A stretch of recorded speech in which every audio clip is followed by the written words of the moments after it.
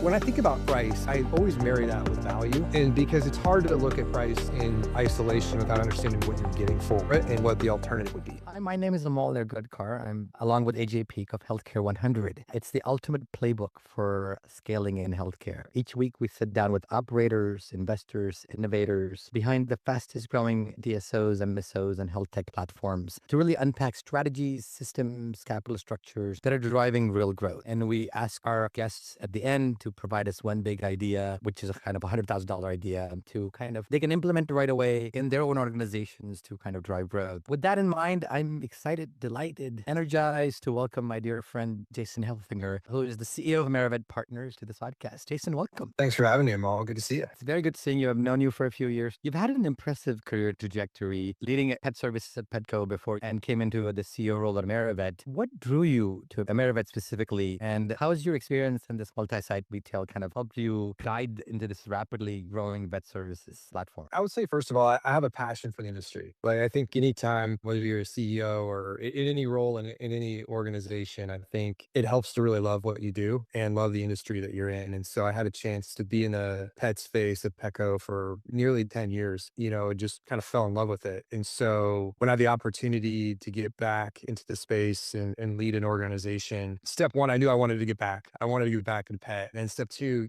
kind of in the intro, you spoke about, look, there's a lot of things that go into healthcare, whether it be in the vet space or whether it be in dental or human health. And one of those is who you work for and with. I've known the private equity group that owns AmeriVet for a number of years now, and they're just good people. So I always tell people, find what you like to do, then find people you like to do it with. It kind of goes hand in hand. So it was just time, place, partners. It just kind of all fell together. Jason, I'm curious. You stepped into a large organization, and as a new CEO, if you're counseling a new CEO that's going to do the same, how do you get the engagement of the providers and the staff? I can imagine AmeriVet's pretty good size. You're coming into that organization with a history, and kind of how do you get them behind you in that first 6 months? What would you tell a new CEO and what to do? Yeah, I know. Look, it's a great question. We from a scale perspective, we have about 700 DVMs on the team, a little over 200 sites across the US. And what I would just say is you can't fake it, if that makes sense. Like, people know if you're genuine or not. And anytime you're in a services business, it's a people business. And so I've always tried to, as I go to a new organization or meet new folks for the first time, just be genuine and honest with them. I think people want to be heard and they want to know that they're important and the work that they do means and matters to the organization. And so that's how I've always approached it, and try to get in, meet people, be genuine, listen to what they have to say. And then I'm one of those people that I'm always available. And I think they appreciate that in a lot of ways, at least the folks that I've worked with in the past. AmeriVet has JV partners as well as, kind of associate veterinarians. And I remember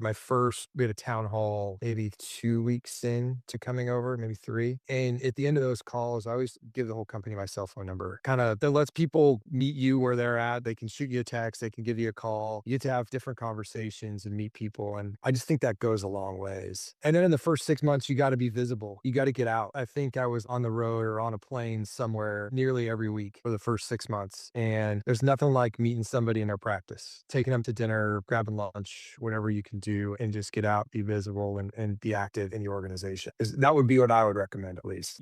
I've seen this personally with you, how people get excited around good leadership. You want to do something for a good leader, right? You want to do it for yourself because you want to. And I think that leadership is something that I've observed personally in multiple industries now, as you kind of got people excited about the vision and where we are going and what purpose is. Is that the reason why you guys are just like one of the top growing platforms in the country? What is the secret? Like, everybody wants to know, how do you drive organic growth in 2026? You seem to be doing okay, better than okay. Look, I think Amal, you and I have had this conversation before, so it's nothing new here. I think the first thing you have to do in any organization, industry where maybe you don't have a ton of tailwind is really just simplify the strategy. And sometimes when things are choppy or you feel like there's a bunch of headwinds in front of you, or you feel like you're kind of getting punched from a few different areas, you kind of start start overcomplicating things. And it's like, well, if I can do a little bit here, I can get a little bit here and over here. You start really almost working on the peripheral opportunities instead of just simplifying it and kind of regrounding the organization and what the purpose is. And we're services industry. And so we have to serve patients. And so you kind of get back and just think, okay, what's the most important thing in a services business? It's your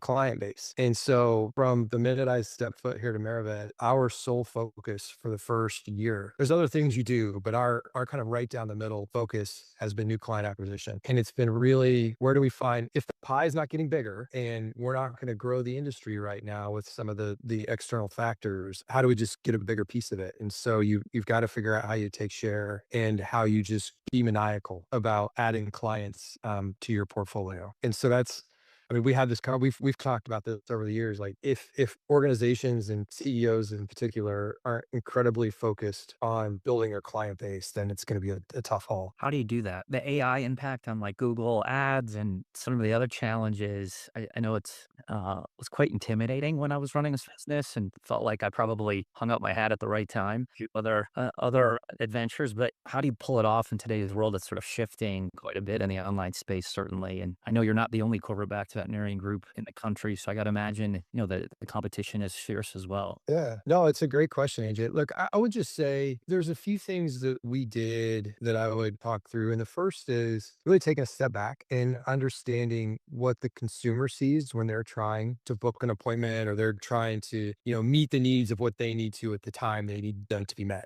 if that makes sense. So we really centered 2025, which was started in February of 25 here, around taking friction out of the system for the consumer. And so when you think about ways that folks book appointments or the ways that you acquire new clients, I mean, there's really only a couple avenues in which that happens. There's, to your point, the digital storefront and how they connect with you, they see you, they become aware of you. And then there's also then how do they, once they're aware of you and they see that you meet the service they need, how do they actually get from that point to standing in an exam room with the DVM? And then the other side, which Amal is very aware of in 26, we're tackling how we communicate with them over the phone. Because while you or I may do 90% of my activity on my phone through technology with apps or online booking systems, a lot of people still like pick up the phone and call, and especially when it's talking about their pets, because it's family members, and so it's a little more personal sometimes than booking an appointment online. And so look, we focused on how we take friction out of that experience for the consumer. We focused on how we unify that experience through our tech stack last year and how we simplified it for the consumer and how we just got better than what I would say is a lot of our competitors in the industry. And so we can get into all the tactics on how you do that, but I think the theme of it is creating a reason for consumers to come to us versus someone else and making it easy for that to actually happen. The corporate, switching back a little bit to how the vet industry is growing, consolidation is maybe about quarter consolidated now, maybe a little more than quarter. A little more. A little more than maybe 30% consolidated. As a PE-backed firm, are you approaching acquisitions in 2026? And then when you acquire these folks, how are you kind of balancing between autonomy as well as centralization and kind of making sure that there's autonomy preserved, but at the same time, we're getting people on, there are certain things that centrally you can do better. Yeah, no, it's a great question. We are ramping up acquisitions in the back half of the year. So anytime you acquire somebody, you bring on a JV partner, you really want to set them up for success, right? These things should be win-wins for everybody, whether it be financially for the folks you acquired, whether it be financially for us, whether it be from a efficiency or to your point, kind of back end system conversions. So folks can do what they really love to do, which is take care of pets, right? Sometimes when folks start a business, there's all the business stuff that gets in the way of their passion, which is why they got in the industry, which is take care of pets. And so we should be able to make it easier for them to just go see pets. And in this industry, when you go back and kind of heavy acquisition period, kind of during and slightly post pandemic, there was a lot of folks bringing folks in. They weren't making their lives easier. And so I took a step back when I got here. We slowed acquisitions on single and, kind of ones and two site acquisitions because we didn't have a platform that I could go help plop into an acquired practice to make that practice better. It was more transactional than partnership. And so we've taken 25 and what will be the first half of 26 to really build the platform so that when we do go acquire somebody, we actually actually make the operations of the practice better. And we free up their time and capacity to do what they want to do. And that's kind of how I see the acquisition piece of it. And then by the way, when we do that for a single site acquisition and we create a unified tech stack, we're integrating all of our practices on a singular PIMS this year. We're taking all these disparate companies that we partner with, whether that be on phones or web platforms or booking funnels. We're bringing all that in-house. And so we're going to have a singular platform. And so now I can go to partners. We say, look, we can actually make your life better because we can make your operations more efficient. And then we can also translate that to larger strategic acquisitions or mergers as well. Because if we become easier to be acquired because we're on unified platforms, or it's easier for us to go get a large group to merge with us or acquire because we can systemically put them on a singular platform over a shorter duration of time, it's a win-win for everybody. So instead of like rushing down the path of, oh my God, I got some capital I can go spend and deploy, let me actually do it the right way. That's my philosophy around how to grow these businesses. Nearly like half the households owning a dog these days. Like, what are you doing now on the suite of services to be innovative to grow sales that, wasn't really existed maybe 5 years ago, or given your size, you're able to kind of deploy maybe at a sure level than an individual veterinarian practice? I think the suite of services will continue to evolve, and we have great partners in the industry like IDEX as an example, who have different lab panels that we can offer now that pets didn't have the access to 4 or 5 years ago. And I think there's really cool and new innovative ones, even through them with like cancer screening. As an example, when you're doing a wellness visit, you can actually start to screen for certain cancers, and you can get ahead of things, which is just so when you think of like services or offerings or innovation that's available, I think this industry will continue to evolve quickly. I think one of the biggest things that we're focused on this year, which would be kind of hard if you're kind of going this at your own in a single site, is really thinking about.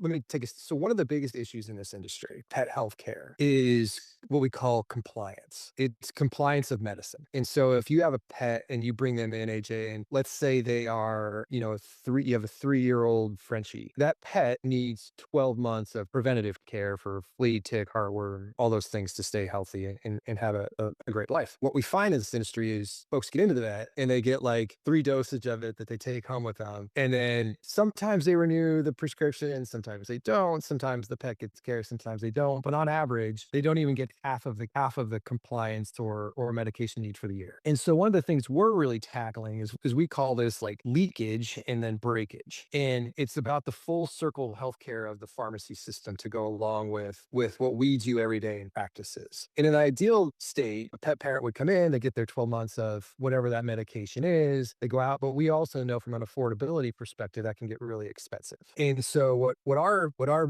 big bet this year is going to be is completing the pharmacy circle. And that would be really hard to do as an independent operator that can create leakage from your profits. And also it's not simple for the consumer. And so then there becomes breakage because they forget about it. It becomes hard to go renew that prescription. They get busy, world life happens, right? And so that's kind of we're coming down this new customer mantra in 25 and 26. We've got that going. And in 26, we're going to complete this full care circle and ensure pets get everything that they need. And that from an innovation standpoint will take a lot of partnership with folks because it's a bunch of disparate things that we've got to connect to make it easy for the consumer. One of the things I talk about a lot in the spaces we're in at Patient Prism is that leakage that you talked about in the patient journey, right?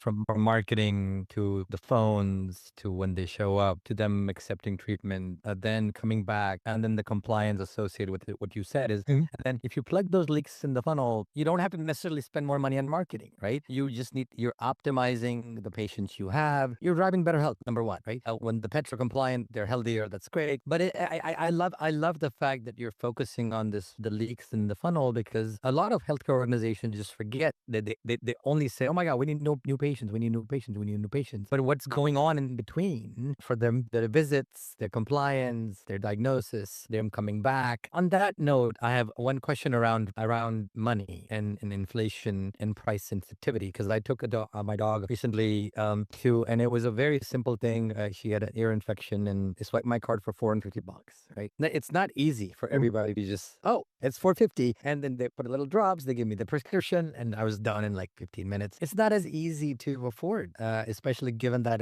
the eggs are $12 a dozen now. What are you guys doing doing in terms of affordability?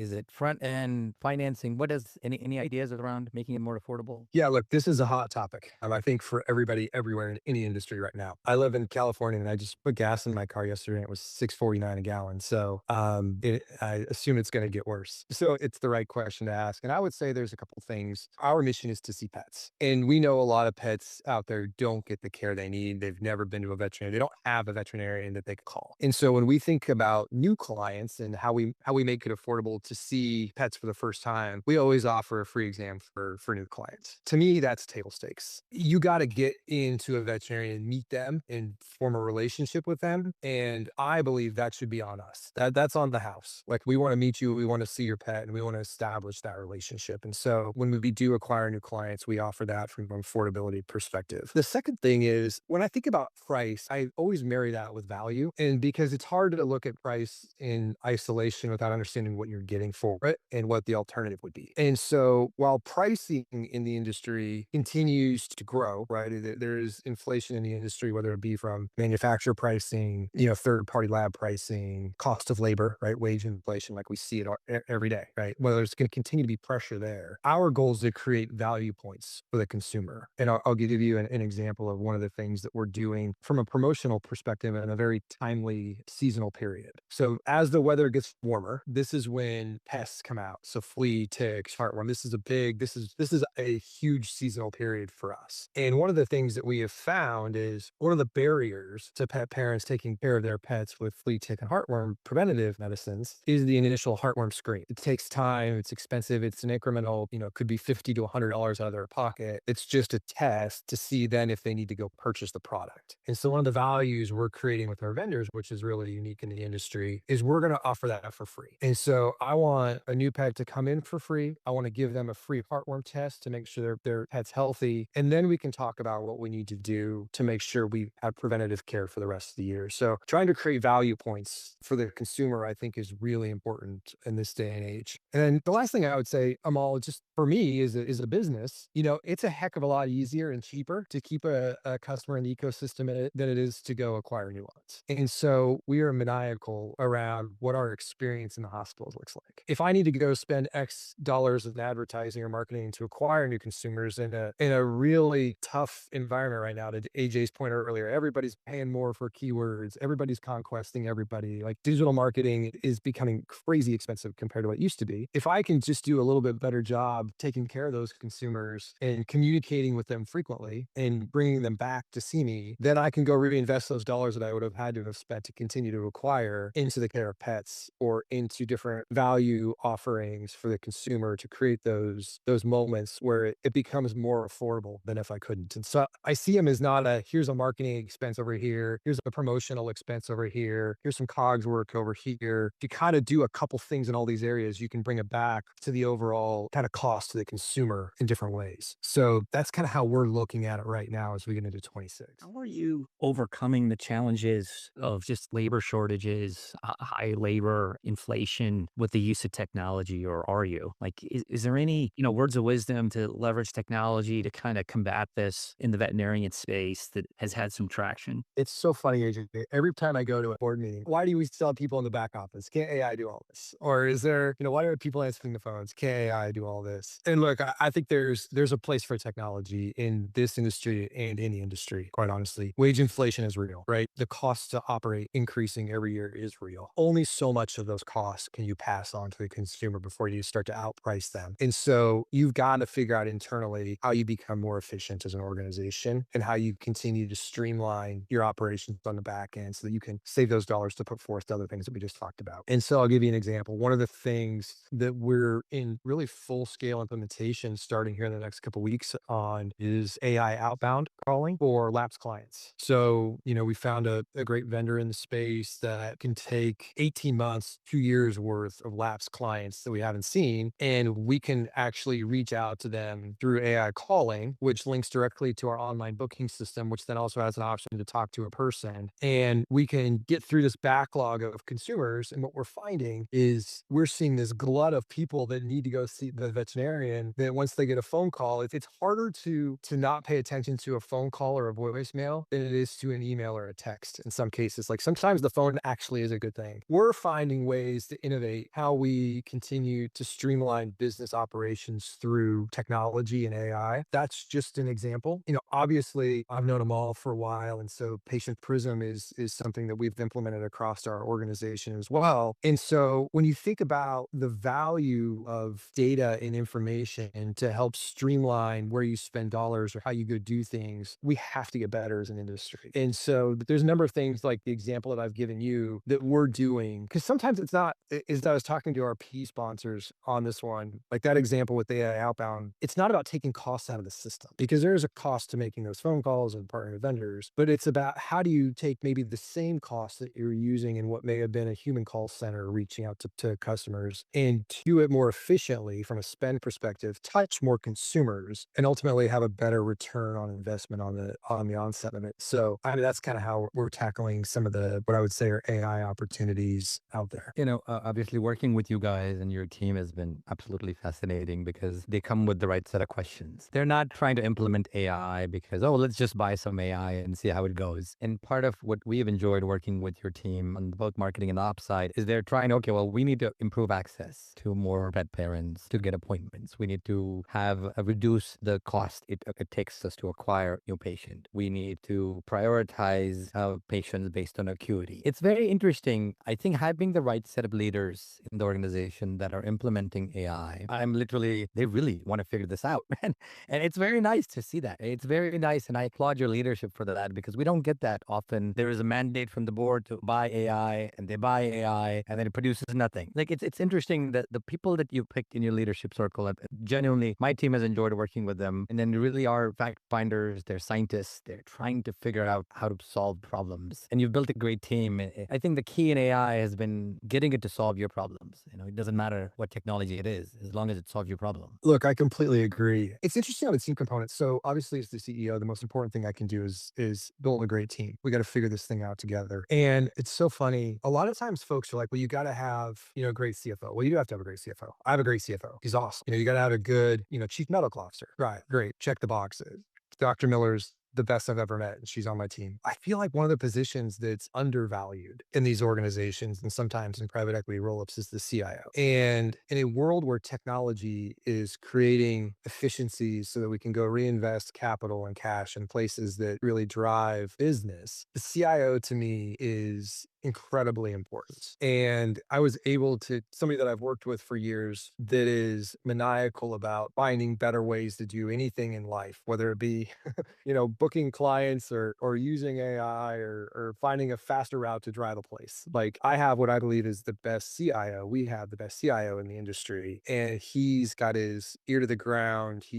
Every time I talk to him, he's on the phone with somebody. Like, what are you talking about? He's like, well, I heard this, these folks are using AI in this way. I heard this startup was doing this and it's interesting. And so I think having that kind of inquisitive CIO as a leader of the organization that folks respect is really important in these days. And so I think pairing him with, and you've met our growth team, pairing him with our growth team, I walk in that, they have a war room. I walk in that room and I'm just blown away every time I see everything that they're working on and the questions that they're asking. So it's pretty impressive to see them work together. It is important the CIO, just a quick point, and the ones that I've worked with that are amazing are the ones that want to understand the business too, not just the technical IT. That's not a function of CIOs and no IT. They really understand the levers that drive the business forward and also the things that move it backward. And so the way you guys do it, again, from my own personal experience with your team, is that they're working together, the growth team, the CIO, and marketing team. There's a lot of the interesting thing about you guys working with you guys is that you have there's no silos left, right? Everybody communicates to each other without having marketing as a silo for itself. Ops is somewhere else, the clinical is somewhere else. I see a lot of challenges with organizations that everything is siloed. Okay, well, Patient Prism, wonderful. Let's silo this in marketing and nobody else worries about it. And it's very hard to kind of operationalize any of that. When you're kind of laying out your organization and kind of reporting structure and how things work out, one of the things that I found, and we purposefully did this at AmeriVet when I got there, there's a couple ways to think about how you reduce silos or how you eliminate them. The first thing is, we created a team that a lot of organizations don't have. It wasn't incremental dollars. It was just on how we structured it. It was our growth team. So everything that Jackie leads is around growth. And when we did that, we rolled in marketing, obviously. We rolled in what you would say is when you think about just customer marketing, clinical strategy, and then the last piece of it that I think gets left to the side sometimes and sometimes reports to a couple different spots in the organization is procurement, because we have to thread a strategy through all parts of the organization. And so when you think about that, it starts with what do you want to do? How do you go buy it, or how do you go do it with your vendors? And then how do you go communicate it? And then the last piece is how do you go execute it? And so the tie between the growth team and the operations team is a lot of times the ones where you talk about silos and all. It's like, well, we have this great idea. Why can't you go do it? Right. That's I see AJ smiling because he's run a company, he's run companies, and I think he understands that that's a lot of times where the break happens. And so we've had to purposely create connection points between growth and operations, and breaking down those silos is critically important. And so, we have executive committee every Tuesday, and, we get the group together and talk through, all these opportunities and make sure we're aligned before we leave the room. And that's worked. But I think what really pushed it over the line, our team really believed that this was the way we were going to do this, is when we go to board meetings, our COO and chief growth officer, when it comes to value creation opportunities, they present together. So it's like, there's not like, one of them goes and they do their thing and the board loves it and they move on. And then the next one goes, they do their thing. We have joint ownership from a stakeholder perspective across the organization. So it really does eliminate some of those silos at the executive level, right? Which then cascades down to the rest of the organization. That's the best part of this podcast. That answer is the best part of the podcast, is the silo stuff. It's so frustrating for us. Now we are in so many organizations and you just don't see one part talk to the other part. Is you're thinking of other entrepreneurial vets that are listening to this and they want to scale their operations, maybe one day partner with you, but not ready today. What would be your advice to them as they're going from, 3, 4 locations and maybe up to 10 and, maybe one day partner with you? Kind of what do they do in this current world of, bigger players like you? How can they succeed, the next sort of 36 months as they're trying to scale their business? Nothing that we do can't be executed at a local or smaller unit level organization. And so a lot of times, as we've been engaging, whether it be, in dental or vet space with entrepreneurs, a lot of times it's almost, they had a goal of opening a practice. They did that and they did it on the back of themselves, right? So they were the COO, the CEO, the chief medical officer,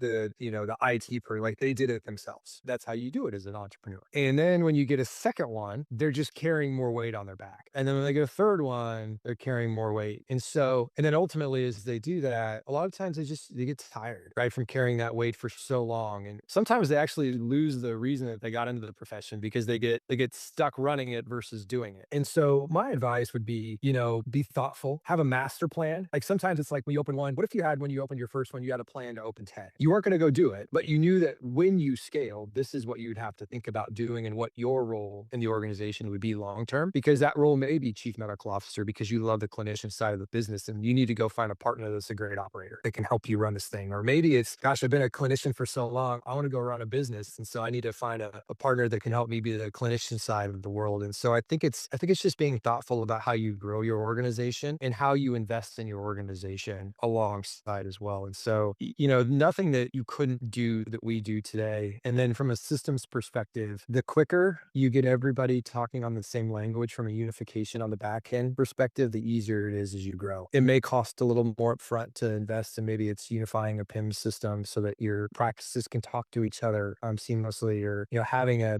singular point of contact from an operating perspective that can see the business from multiple sites. But all those things that you think about, gosh, if I was a big company, I would do this. You start thinking about how you do that now, because then you can be a bigger. Before we ask you final question, I forgot to ask you this question. When I was researching for this podcast, everybody's saying the industry is only growing at 2% and it's going to only grow at 2% for the next 5 years, right? That's certainly not acceptable in many cases because your costs are growing faster than that, right? So 2% CAGR is not great. And it's maybe that makes the case for consolidation even more, for to join people like you guys that have figured out how to grow faster. And I think personally, having been in in dental, now in vet, and many other verticals, what I'm seeing, one of the primary barriers for same-store growth is having capacity of providers to serve the parents and the pets and the patients that they have. Any new thoughts on capacity creation, Yeah. optimizing schedules, templating better? You can't just hire new DVMs willy-nilly. Yeah, I'll answer that maybe in two parts, Amal. So from a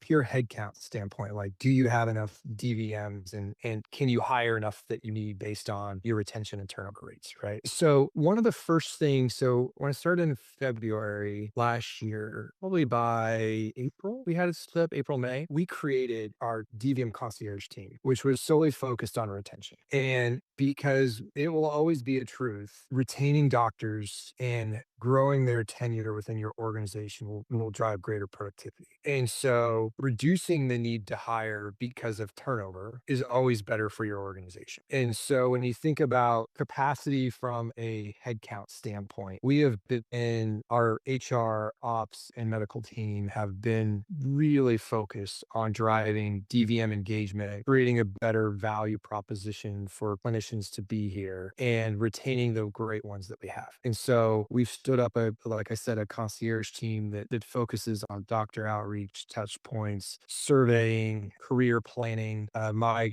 chief clinical officer, it's near and dear to her to have life stage planning for veterinarians, depending on whether they're new grads or whether they're, entrepreneurials or whether they're end of career, like making sure that we have a plan for each of them. So that's the first thing on capacity. The second thing I would tell you is doctors want to see pets. Like that's why they got in the profession. And so we have to have systems and processes in place that allow capacity to be scheduled appropriately. And so that comes on the operators. And so it's how do you create ease for consumers who are returning to office to make sure that you have availability when they have availability. And so that's been kind of our operational mantra and will be going into 26, especially as we integrate into a singular PIMS, is how do we create touch points for consumers to engage with us, excuse me, when it's convenient for them? How do you create drop-off appointments in the morning? How do you make sure your first appointment is at 7:45 instead of 8:30 so folks can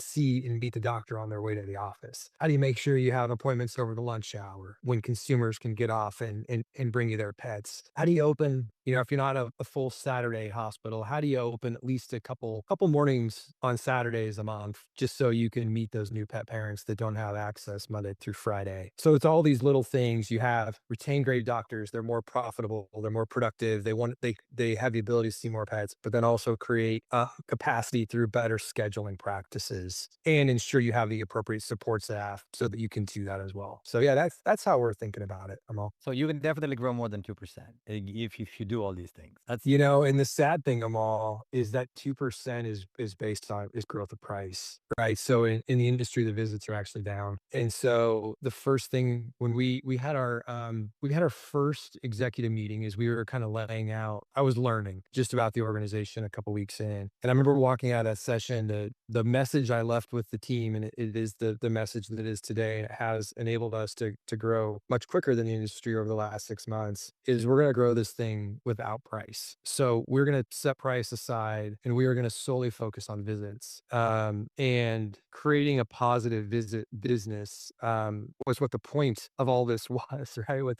singularly focusing on new clients and retention of clients. And so I think we need to get back to that because there are more pets than there ever were. The issue in the industry is they're coming less frequent. And so visits per year per pet are down. And that's what's driving the decrease in visits across the vet industry. And so that's what we have to go solve. Love that. And I may get some leverage out of the doctor concierge team in some of my other activities. We love to wrap this up with a very kind of tactical question. Mhm. Maybe a group that's, 30, 50 locations, maybe a partner one day, but they need to deliver 100,000 of EBITDA like now, right? It's an early stage funded board and they got to put some points on the board. Like what would be your tactical kind of recommendation to that CEO that's got, 20, 30 veterinarian groups to go tackle 100K as quick as possible? That's a great question, AJ. I think I tackle that if we're thinking about EBITDA. I think I would tackle that from two different fronts. Yes. What I have, and depending on how they were built as an organization, but what I have found is there's a lot of waste in this industry. And so I would get incredibly focused on not cutting costs, but cutting waste. And there's a lot on the back end of these P&Ls, especially in single site practices that were acquired and aggregated or rolled up that you just don't see. But it's happening every day. And so I think there is a part of work that has to go done to just free up dollars. I say cut waste, but it's really freeing up the ability to invest. So I would go do that immediately. And the second thing that I would go do, and we've done this, and so I can tell you it works, is I'd go ask the teams how they think they can grow.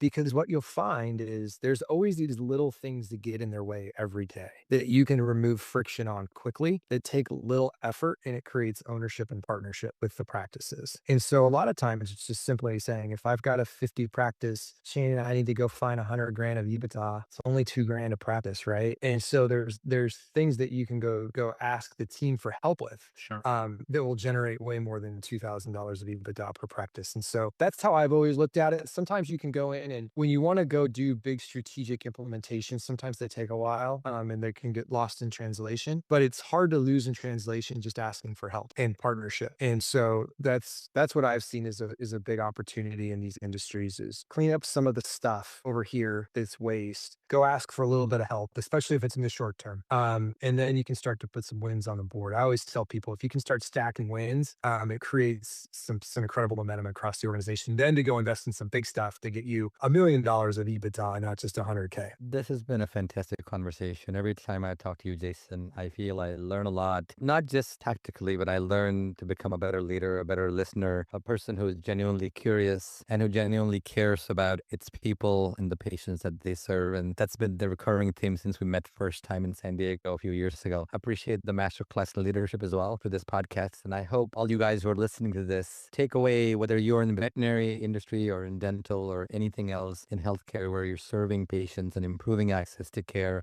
These are the lessons that are important. I think and leadership is at the very top of it. And my friend Jason here is as good as it gets when it comes to leadership. And I appreciate you coming on the show today. Godspeed. And I can't wait to see the success for AmeriVet partners in 2026 and beyond. Well, thanks for having me. It's great to see you guys. AJ, it's good to catch up. Amal, it's a pleasure as always. And thank you for always being a great partner as well. So the good thing about being with you guys is I get to bounce stuff off of you too. So you've been doing this for a while. So you've got a pretty good idea what's going on.